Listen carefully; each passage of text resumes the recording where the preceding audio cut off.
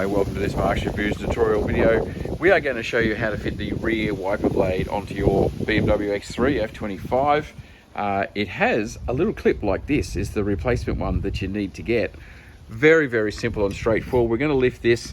This does need a tool though. You're going to need a screwdriver with a bit of a small edge on it. And if you look down inside there, we just have to get in between those two right there. Can we see that? And the flash on so you can see the light. And then you just give it a bit of a twist. You're just opening up and flicking it out.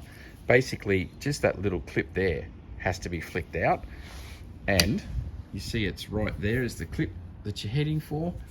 And when you put the new one on, and this doesn't have a top or a bottom, it just goes on. The new one goes in to that place and clips into place like that, and you're done. She's changed over, brand new wiper blade.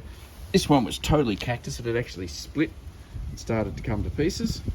But that's how you switch it. Very, very simple and straightforward. Have a look at the links in the description.